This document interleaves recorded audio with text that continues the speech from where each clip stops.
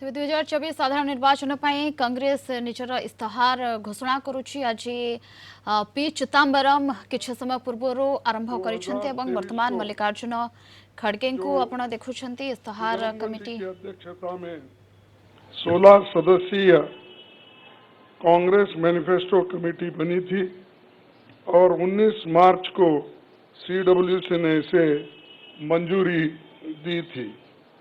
व्यापक जनभागीदारी और संपर्क के बाद हमारा घोषणा पत्र बना है। इसके लिए वेबसाइट आवाज भारत की बनी, जिस पर भी काफी सुझाव मिले।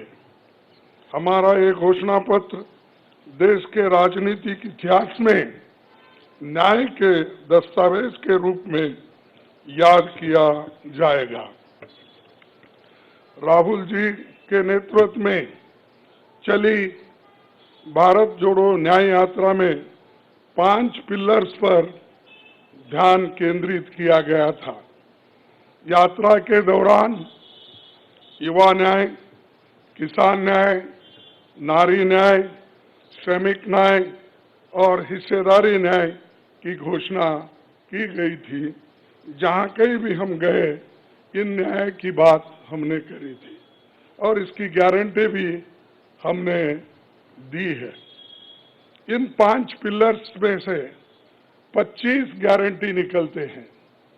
हर 25 गारंटी ने किसी ना किसी को लाभ मिलने का इसके अंतर्गत यहाँ पर हमारे मैनिफेस्टो में भी है और इसके लिए जो हम पहले से ही करते हुए आए हैं वो भी हमने इसका उल्लेख किया है। मैं कुछ बातें आपके सामने रखना चाहता हूं।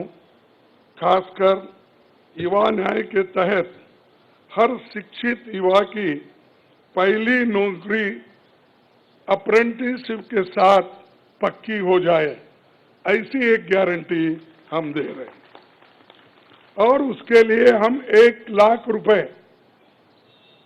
उसके लिए हम एक अप्रेंटिसशिप कोर्स करने वालों को खर्च करेंगे और इससे ये फायदा होगा, किसी ना किसी जगह उसको पक्की नौकरी मिलेगी, क्योंकि ये स्किल डेवलपमेंट के तहत और बहुत से इंडस्ट्रीज में इनको काम मिलेगा।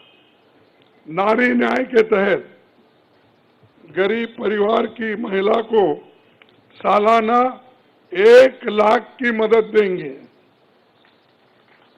कोई तालियां नहीं बजा रहे, क्या बात है?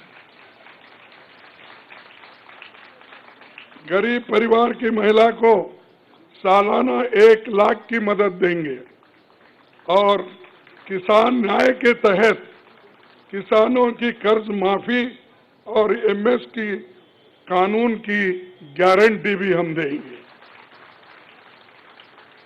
और श्रमिक न्याय, इसके तहत मनरेगा में भी 400 रुपए के न्यूनतम, कम से कम 400 रुपए मजदूरी दिया जाएगा। हिस्सेदारी न्याय में सामाजिक आर्थिक समानता के लिए हर व्यक्ति और हर वर्ग की गिनती या जातीय जनगणना होगी, जिससे सबको फायदा होगा।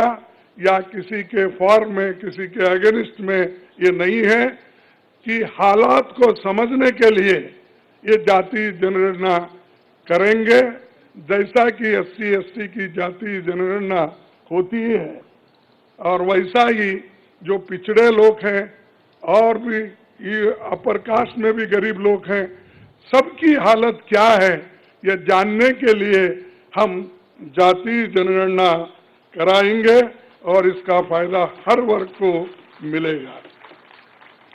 हमारे घोषणा पत्र में संवैधानिक न्याय, कॉन्स्टिट्यूशनल जस्टिस खंड में लोकतंत्र बचाओ, भय से मुक्ति से लेकर मीडिया, न्यायपालिका आजादी, भ्रष्टाचार के खिलाफ मुहिम जैसे मुद्दे, कला, संस्कृति जैसे विषय भी है।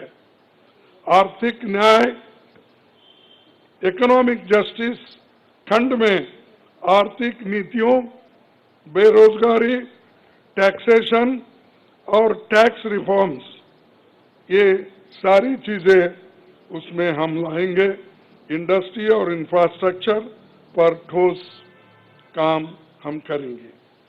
राज्य न्याय, जस्टिस फॉर द स्टेट्स, मैं संघीय विकास, पूर्वोत्तर भारत पर रोशनी हम डाले हैं और जहां कहीं भी फेडरल स्ट्रक्चर को धोखा होगा, हम उस वक्त अपनी आवाज उनके साथ भी उठाएंगे और जब हमारी गवर्नमेंट आएगी तो उनको बराबरी का हिस्सा देंगे, और ताकि वो पैसे के लिए तरस ना हो, चाहे वो ड्रॉट हो, फ्लड हो, डिसास्टर्स हो।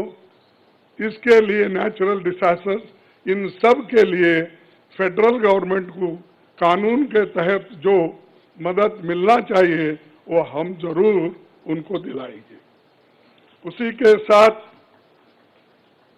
देश की प्रतीक्षा और आंतरिक सुरक्षा के महत्व को ध्यान में रखकर रक्षा न्याय की भी खंड है, जिसमें विदेश नीति भी है। और विदेश नीति हमारी अब तक सफल हुई है और उसी नीति पे अगर ये लोग काम करते थे और ठीक ढंग से चलते थे, और बहुत से मुश्किल हमको आज जो आ रहे हैं वो कभी नहीं आते थे। तो इसीलिए हम अपना रक्षा न्याय का, देश की रक्षा के लिए पूरा हम काम करेंगे। आखिरी एक महत्व का बिंदु पर्यावरण न्याय भी देंगे। आप सभी से मैं अनुरोध करूंगा कि घोषणा पत्र को बारीकी से देखें, पढ़ के इसमें आपको भविष्य के भारत की शानदार नया तस्वीर दिखेगा और इसके लिए आप ठीक ढंग से आप काम कर सकते हो। आजादी के बाद 1951-52 में चुनावों से राजनीतिक दल घोषणा पत्र जारी करते समय बहुत से दावे करते हैं लोग, पर कांग्रेस हमेशा जमीनी हकीकत पर चलती है।